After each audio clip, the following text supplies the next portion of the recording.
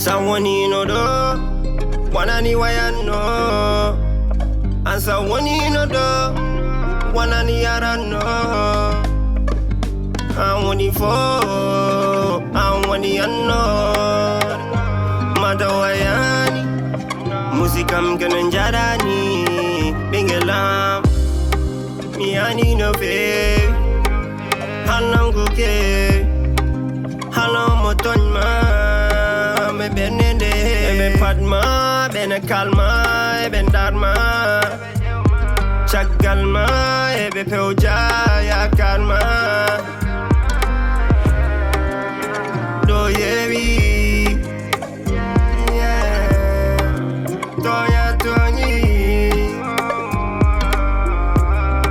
Je t'aime à la folie.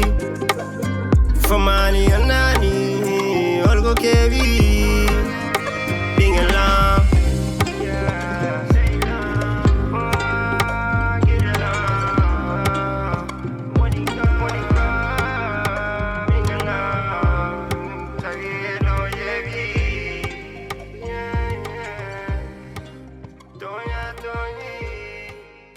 Binta. Gonda e dow ara aɗa yontade ɗeɗo balɗe ham jumumane kamene bama ɗum waɗi si a ari tan a waɗat kam sulade mi yewdinomo noon en waddat ha weɗa kono si a an wona neɗɗo ni namguɗo kiwɗo oɗo Binta na mbaɗɗa mbaɗɗa sel jam tan kay mawɗum wayidem min ɗo a heftini kam ala a heftinta kam ko en mbayri yindirde ça va kwa wondo ni mbaɗa an ka jontade Binta mi weltima e ma ça va mane garɗa min bo yande garmi ça va bien mamma boni ɗon jam ɓol kay mawɗum ni heftintama e mbayri yindirde heftinani kay deggila ka cuuɗen mi andi ko ɗum waɗi ça va bien jam ɓol kay bienvenue merci beaucoup ko yayma min e yayma e kañum wallahi ko ndeysan minen yadatno depuis min heeɓi 15 ans ndeysan Binta nani dikkuram on o heftinta kam ɗum ɓooyi ɓen ka cuulen ça va ndeysan merci ya nder aɗa yontade merci beaucoup weltima e ma merci machallah Binta ndeysan Musikam kananjarani, bingelam, miani no fe, halang kuke, halang motonma.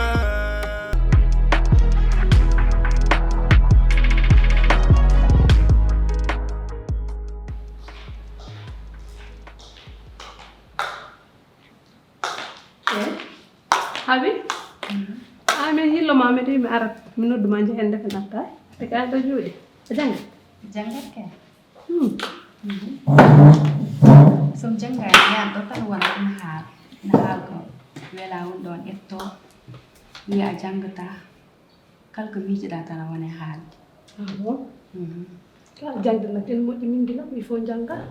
ay mbiɗen janga de babam sa jangay ha fuuji ma devoir jalde walte bulletin ma a dañani moyen mo joɗɗo ko ɓuuri lewru o haaldata e ma non kam mom ko noon ɓooyi wadde sa janngani moom a dañdanma ko probléme mais woni probléme o janngu rek waɗ concentré wawi jangde ma ko hoɗo tonni ko hombo matiére woni matiére gonɗa bo min ngoni koye janggoyde mat ko mat gonɗa ko ɗon dañɗa probléme eyyi kañum joguimi probléme kay non min hay ko ɗon dañi ɗum probléme batti ɗum ko prof goto jelanami pour o walli kam hen o walla kam hen mais graw lat concentré o rek sa yiɗi mamma hen wallu walla ko wanma ko distrait hana a jogui copain non non min ala copain de non ala copain walla école ta dañi toon probléme walla hoɗum non non école hay probléme goto mi ala toon a dañani mo jiɗɗa mo jiɗodirta ala so tawi wonmo jiɗɗa haala ɗum min on hay goto mi yiɗa de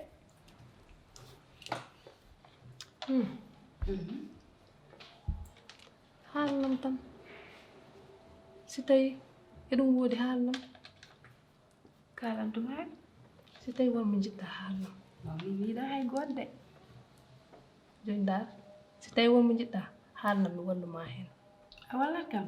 bien sûr walla mo sabu an ka min gilam billahi an ka min gilam di simma wallahi ko homo ballami ko sehil mum baro jini sehil baro ko kurgol min jimi ɗo heccande nene ma tinni ɗum ya nenam tinani de tinani meeɗa ɗum tindi de sehil baro nak tini mbeta an haɗum yiide non non sehil mum baro tinani ɗum de anda hen haydar juñana non mbatten min mamma wallu ha sehil baro o yidma gonda e makko après mi walluma jangde he mais walla men bien sûr wallama kay sabu min ko awini min gilam simma wallahi ko homo ballami jahen nder mi walluma hen d'accord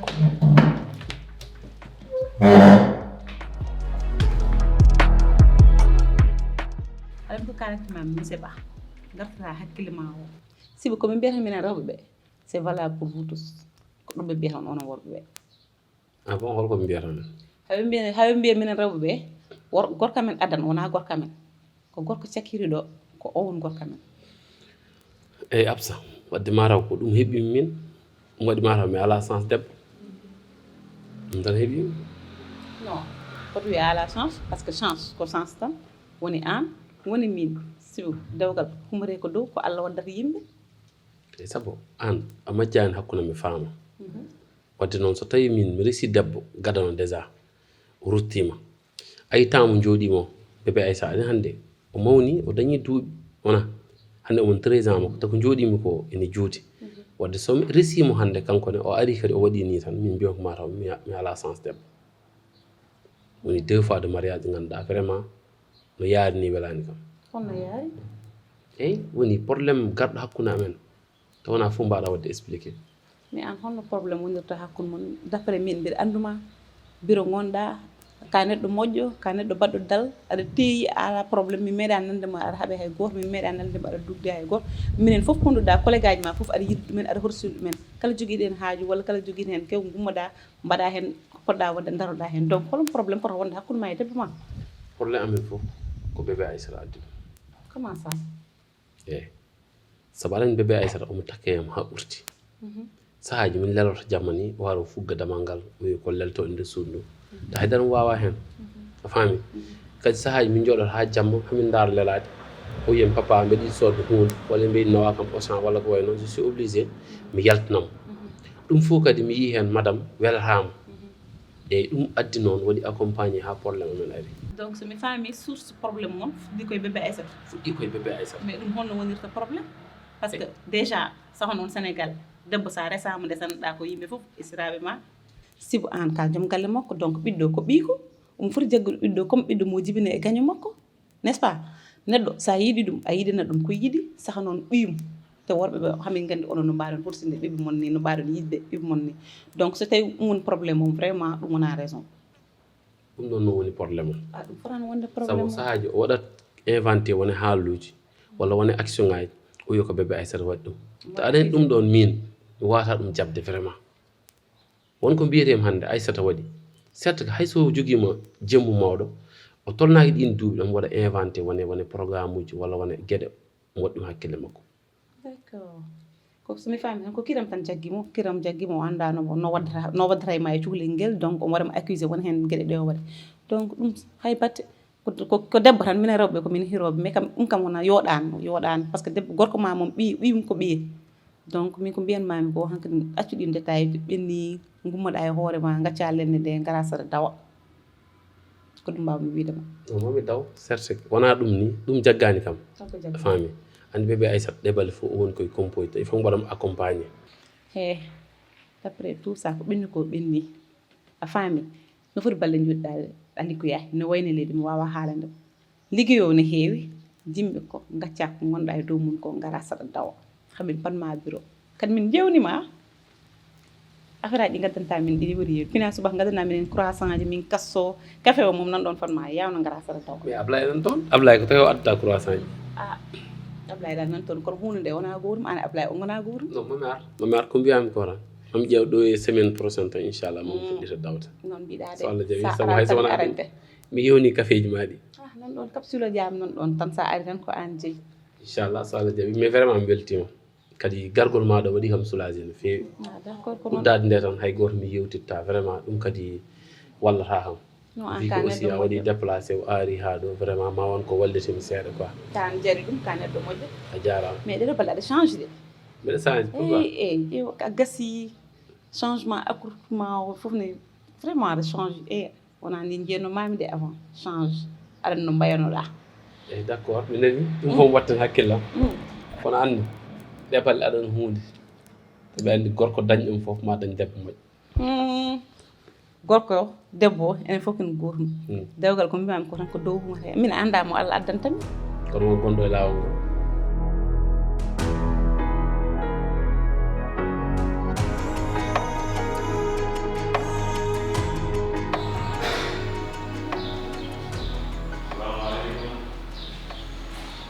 Waalaikum salam. Kayo babu ni lang. Ramon do. Min de wendo. O yimɓe galle. Yimɓe galle ɓe joni de jeegi hay. Jeena mo bonna ɗa. Ko mawɗo. Bugga am bugga. Ok, jeena ko nane waño. Ɗum afiraji. Noddi kam e subaka e mbadda? Jam ɓol. Aɗa selli? Mawɗum. An tan e saɗo mbara ɗumina yeewa. Ay mi yeewa joni ɓe jewte. joni Babba ana hiiri hande. Wi hande mbiɗo wewno liggey. Kadi partenaire am goto mi aranno. Il fallait min régla ko min réglata ko ha gasa mi fuɗɗo wawde ɓoccitade.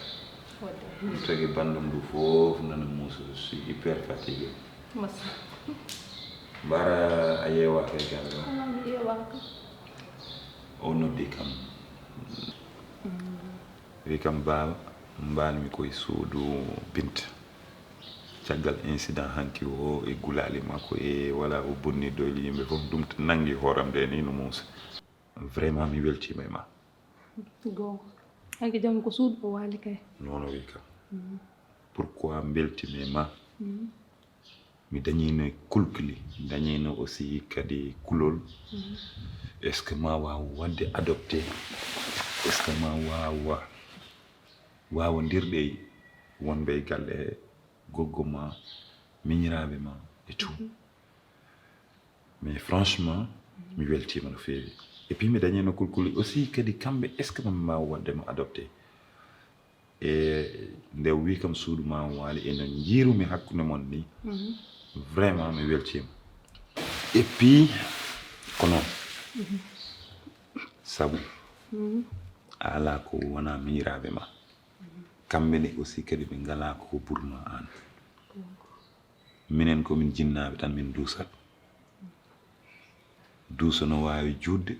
duuso no wawi wasde juutde te kadi ko gonmi golluɗe ɗo henna ko sa wawodiranne e miñiraɓe ma janggo e jaam addata ko caɗele te mboɗo yiidi janggo e jaam somi ummima ɗo an e miñiraɓe ma ɓe mbawa lomtademi e ko fati e golle ɗe et tout. Et ça sonne bien. Et j'aime bien votre attitude et nous gonirons et tout ça là. Anka monsieur Ba, holko mbira ham? Ça fait 5 minutes mbiɗum ɗo jooɗi. Kono haalan hay batto ko paam. Alors ko gillani ha jooɗi. Kër. Sa ummi may SMS, aɗane appel. Haalno ko mbiyata ham? C'est vrai a ɓooyi ɗo kono komi jinno en jewten waɗi kam noddem mbe jigno kadi idée ji ganduɗa komi jinnoɗo wadde ɗum partagé e ma kadi mi anda kadi avis ma ɗum ɗo waɗi kam noddem mi jigno idée voyage nani hakkilam ɗe balɗe fof presque ɗum miijoto noon mbiɗa yaade Dubai walla soit mi yaha Sine mi soodi toon quelques bagages.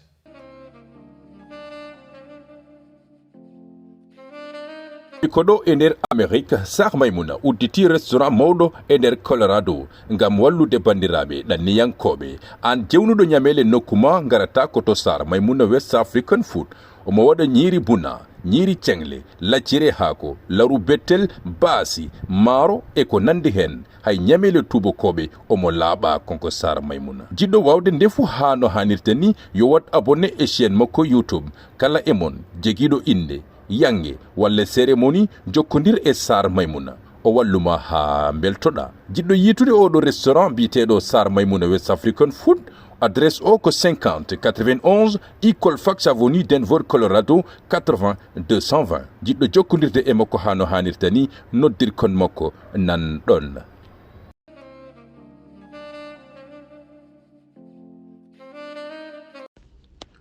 gonɗa ko caggal leydi aɗa yiɗi leydi galle walla ni gollade e Sénégal, Global Invest SK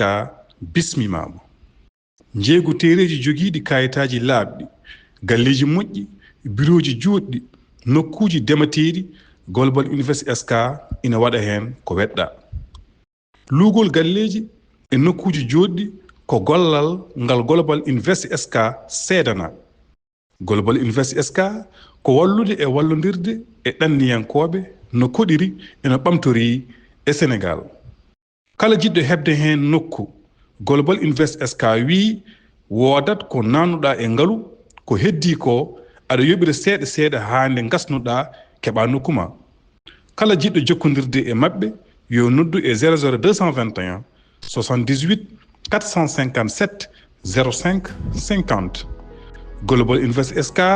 ha yo jam ari.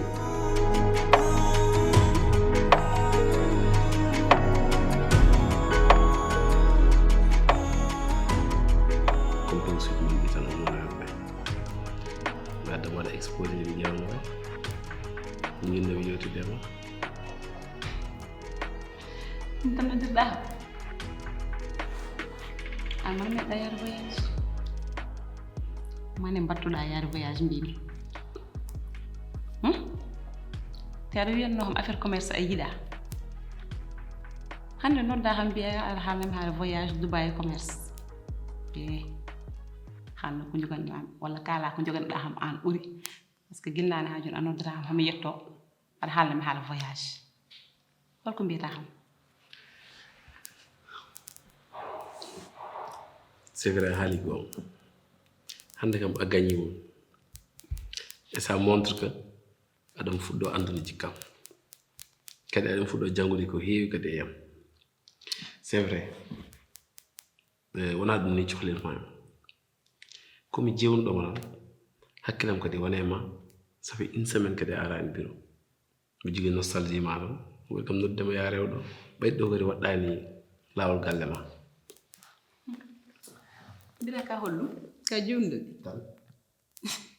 o mum voyage a faye jownugol ko ɗum noddirɗa ham d'accord jiɗɗa tan yiide yesam ngo wona yi yesam ngo moƴƴi ƴew min mi woppa voyage rendez vous mo jogiɗomi mi ara ɗo ene mi sikku hunde fof mbiyata kam hunde fof kalanta kam taw ka jiɗɗo yiidemi mi jogui rendez vous e client goto woppi rendez-vous mi dogi mi arrêté mbiɗa heɓ ko jettornomi juste pour yidde andu holko mbiyata kam mi ara ha no mbiya ham ko mbiɗo yeesoma yeesam nani jiidude baaba firtaaki des ennemis neɗɗo oɗon waawi jiidde baaba taw oɗon waawi ɓurde ni jiiduɓe yimma e baaba et je t'encourage vraiment il faut continuer sur cette lancée. Baaba alhamdulillah andi minen moom tay ɓerde ma ɓuuɓi rek ɓerdam ɓuuɓi par ce que min moom franchement parlé mi dañdani heɓe probléme goto guel ngarmi ɗo hay joni elle minam min ɓe jiidi yummo mi hattaki yummirade mais bien sûr ko baba jinmi makko mais nde ngarmi ɗo elle ko nenam tawmi ɗo e babam e miñibam ɓe jiidmi yummo e baba non ɗum way par ce que ɓe jiidi kam trop moƴƴi trop machallah c'est normal mo yiɗani kam kay ko goto mamma. Et puis, what faire non dame total parce que Guilene Garda Johnny, je l'appelle, mais elle prend pas. Johnny rek, min handa mo. Mais des balles. Ça, c'est Madame Sow. Alors, tu es là depuis quand? Tout à l'heure. Beidou God. Garmi tan coyni mi. Binta woppu jom galle am kat. Ay yari ba manu yudi. Si wari ajata mi yedum taw gogo anne minne ko babam de si woni babma no ala droit joddade babam mi waxtan seeda bo e dabbu modi gogo anne baron woppu modi am gogo anne o ko babam ni be jogi gedda la ko lu si jippi kay woppu ha mi do dum ha mi para gogo ɗum no hay ndigga ala hen inde ko babam di o en tout cas mi heƴani hakkude non mi okkitoye ɗum goto kala jogui ko part mum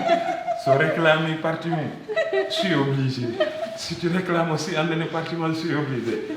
machallah ndam wuli ndiyam wuli ari hen lotoɗa jari joni ane mbatten baba ya si fele mbaɗa ngaran tegal ma attaye jara voilà fawanam ataye fawanam ataye mi ara wona on wawi fawandemi ataye ataye o kadi o fawandemi ɗum ala gere dow tan ko wawmo gerane wona wano sukaɓe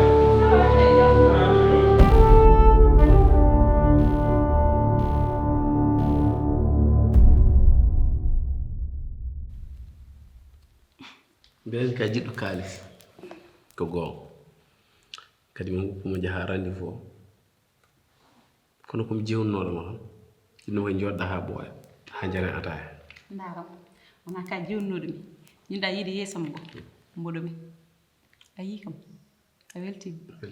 voilà joni mbiɗa ummo mi yaha rendez-vous o par ce que aɗa andi ko partenaire goto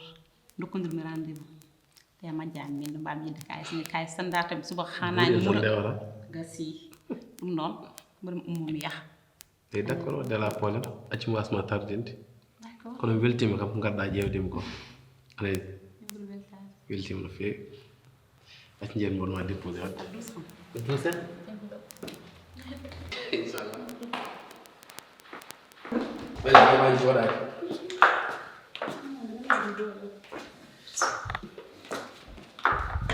minon haala wiide tan jigdi yewtere ha joni gasama ha joni gasani vikka gonɗo e lawol noon moye goppuma jaaha sérieusement noon ɓe jogui yewtere nde poɗɗen yewtide kadi yewtere nde ina ɓendi kam no fewi no fewi no fewi fika noon kadi ala temps mami accuma jaaha andu eɗen jogdi yewtere te yewtere nde en mbaɗum yewtude bureau soit mami arani galle woda to jaaɗen walla ngara ɗo walla soit mi ara galle ma d' accord min ƴeew soit gellam bureau kam en mbawa yewtude toon toon komi liggoɗen toon soit gellam walla resto rek min ƴeew inchallah après kadi ko wawi wonde en noon haalani ala problème merci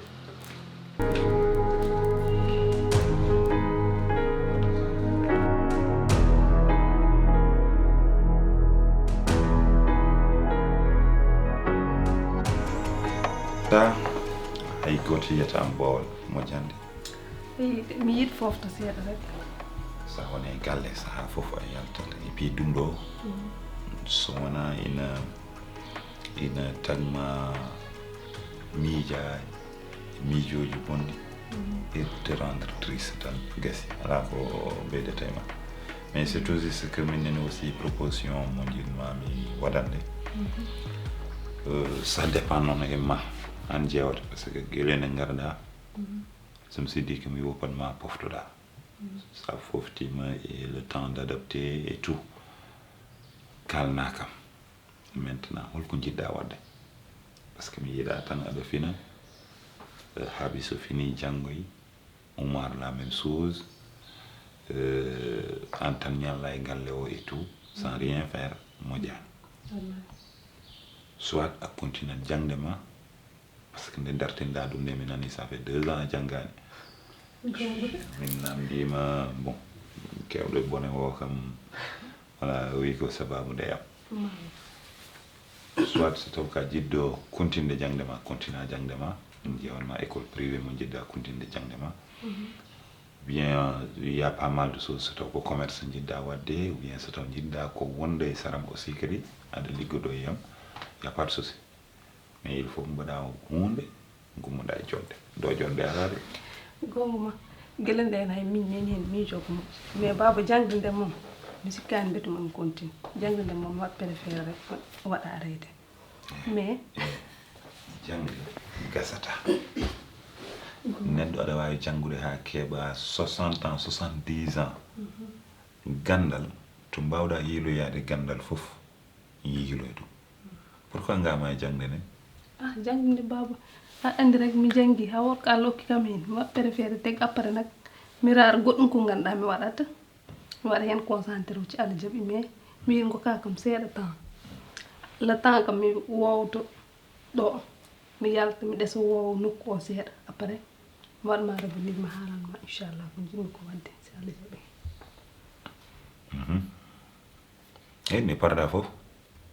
ne parɗa fof haalnam ça dépend e ko jiɗɗa wadde ko y a des formations aussi kadi ɗi ganduɗa vraiment comme il y a des formations médecine aɗa wawi wadde des formations goddumi y a pas mal de choses ko mbawata wadde et je sais que aɗa wawi ɗum min dal baba mijimi hen ngokka kam seeɗa temps le temps kam mbeɗa woowa nokku o e koñ o comme ça après mi war revenir mi haalanma ko jiɗmi inchallah par ce que min hen miijo ko moƴƴi ma joni koye miijo gonɗa non min hen miijo ko moƴƴi bien so taw c'est pas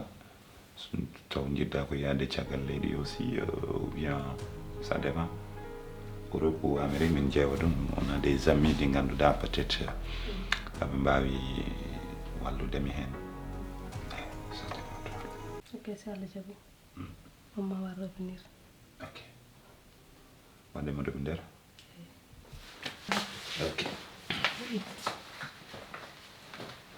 e baba baba an koñ tagi jiɗɗa yomi yah lesɗe el hara an mo mi natti wonde préféré ma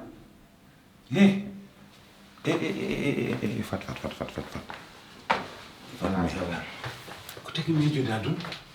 par ce que min mi yii kalngol kalen rek mbiya mi yillanma ɗanaɗa jaaha min baba komi garɗo pour mi wona hedde ma joni cikkuɗa gonmi koye riddudema min kay cikkumi joni mi natti wonde préféré ma ko ɗum taki yo Allah heedanam e ɗum yo Allah heedanam e riddudema e nder galle ma Binta oɗo galle nde mahannomi ɗum ko min e yumma wonno fondement o gonɗo ɗo ko yumma adi wadde hen talki comment no mbawirɗa miijade a teggita nattuma e ko nattuma yomi ƴetta ɗum mi sowra ɗum galle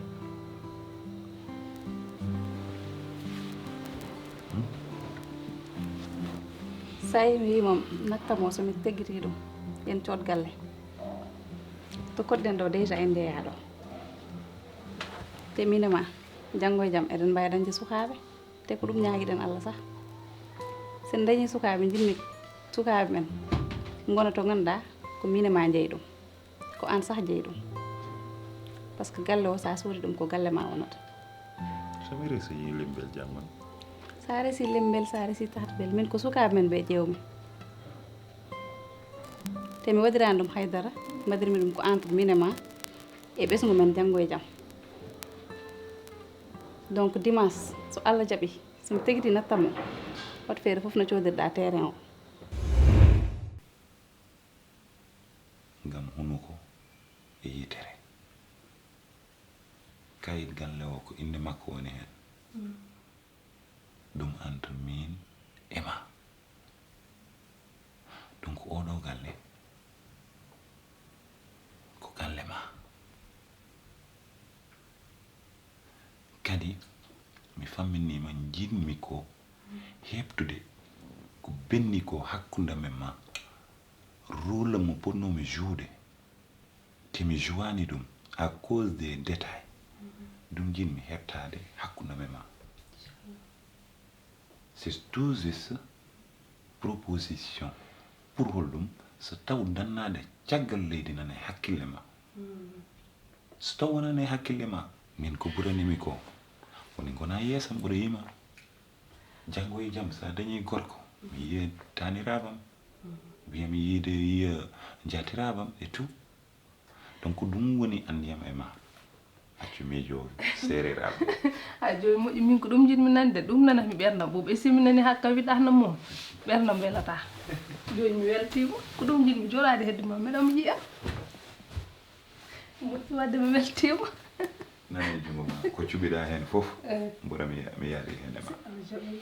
allez à tout à l'heure mi weltima baba ok ɓerdam nde ɓuuɓi